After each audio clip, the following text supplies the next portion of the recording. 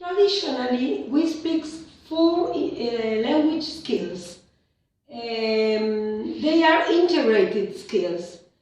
Two skills are receptive skills, listening and reading, and two are productive skills, speaking and writing. All these skills in real life are integrated generally rather than occur in an isolation. For example, for intermediate students, we read a newspaper, article, and we began from speaking, then reading, and then writing. In the writing stage, they could write a letter to the editor or write an article on some subject. And for language students, first begins with reading, then speaking, then listening, and then writing. Why it is essential to integrate skills? Because a lesson which integrates a number of skills has more variety. It gives an opportunity for a topic to be fully explored, and one text can be used for another activity. For example, focus on vocabulary, or on another time in another day on grammar or on geography. Although you want to practice a number of skills, it is important to be clear in your mind. Now we are going to focus on the listening skills, the receptive skills. Is it difficult or easy for students? We know that it is easy because it is fairly short. If in the audio or the video only speaks one or two speakers, if he or she speaks slowly, if it has simple grammar, if repetition is pausing. You have to choose a text which will interest students and formulate aims that are suitable for their levels and needs. Then, another aspect. In a skill lesson, it is essential that it is not essential that students understand every word that they are listening. Then you have to encourage the students to guess how speakers are feeling by their intonation. They are sad, they sound angry, or they sound frightened. Well, we are focused in when they are listening a cassette or a record.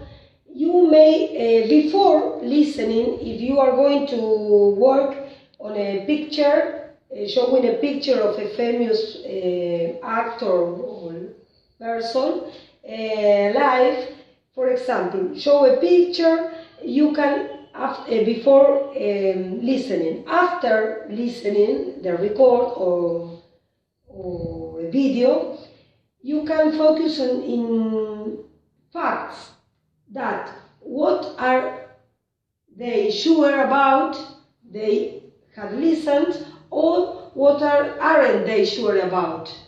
You can write on the board in two columns what they are sure and what they aren't sure. On the first listening, set a task to help them. For example, you may ask them, were they angry? Were they sad? How were the feelings of the speakers? You can put a cassette again for a second listening. And in this case, you have to focus in more detailed things. They can then compare what they have read with another groups. Okay, I'm going to talk about reading, and in a brief way, I'm going to give some items with how a student can improve in their reading. Okay, there are The first point, how makes reading tests are easy. Okay, there are 3 points. Firstly, a simple language structure and vocabulary family. When they are reading a test, it's going to contain simple language structure and vocabulary family. Second, they contain short, simple sentences. It's very important this, because if a test or a story has simple sentences, it's going to be easy for them to understand what they are reading. And the last, it has a support in the way title, pictures, graph. And this point is important too, because if the story has a pictures or graph, it's going to be easy for them to pay attention and understand the story. Okay. Secondly, the headline says different ways of reading, and there are 4 items. Firstly, skimming. Skimming refers to the process of reading only main idea. For example, is somebody is reading a newspaper. My name is Lucila and I'm going to talk about productive skills speaking. Every opportunity for speaking in the classroom should be taken. At first, students may be reluctant and self-conscious to speak in front of a lot of people. However, there are ways of providing a safer, less public environment in which students can begin to practice speaking. For example, a repetition practice or pair work activities. There are 2 types of speaking skills. The first one is accuracy, and the other one is fluency. Accuracy is the correct use of grammar, vocabulary, and pronunciation. And fluency is the ability to keep going when speaking spontaneously. When speaking fluently, students should be able to get the message across with whatever resources and abilities they've got, regardless of grammatical and other mistakes. So, what type of speaking activities can we use in the classroom? There are 3 types. The first one is controlled activities, and they are, for example, repetition practice or set sentences prompted by pictures or word use. The second type is guided activities, and they are tasks which the students use with language that has been taught beforehand. And for example, they can be model dialogues that the students can change to talk about themselves and to communicate their own needs and ideas. And the third type is creative or freer communication. And in general, these activities help to students' motivation, since the students talk for themselves, and also help to bridge the gap between the artificial world of inside the classroom and the real world of outside. So how can we encourage students to speak? There are 4 things that we can do. The first thing is to encourage student interaction, and we can do this by creating a comfortable atmosphere where the students are not afraid to speak and they enjoy communicating with the teacher and with their fellow students. The second thing that we can do is give plenty of control and guided activities, and they are the type of exercises I have taught before. The third thing is to make speaking activities communicative. The students need a meaningful purpose or a reason for speaking, for the activity to be truly communicative. And the fourth thing is to plan speaking activities carefully. Speaking activities need to be carefully structured at first, especially at lower levels, so the students have few demands on them. It is often difficult for students to come up with ideas at the same time as having to cope with the language.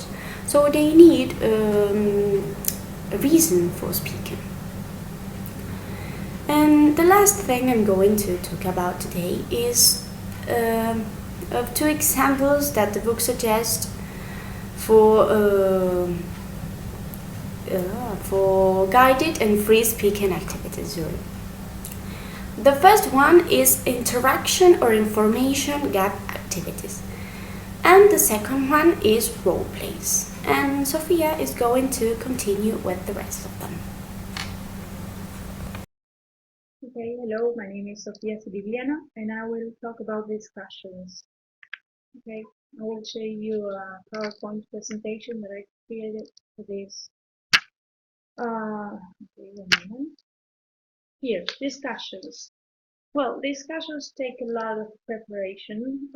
If you don't prepare the discussions properly, then you would end up doing all the talking. So, for them to be successful, you have to ensure that students are interested.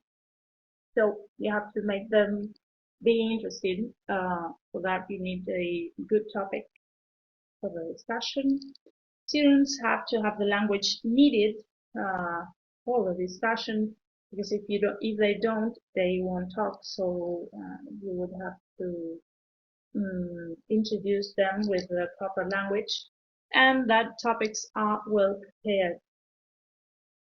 This meaning that students will have to know what they are going to discuss about and prepare what they think about it, because for them not to be uncertain about what is coming next. Okay, how about stimulating discussion? So for that we have certain techniques, which are these that we have here. Modifying statements, so you would give them controversial statements, and they would have to discuss about them and modify and then agree. For example, you give them a statement like, for example, the topic parents or good parenting, and how you would give them a statement like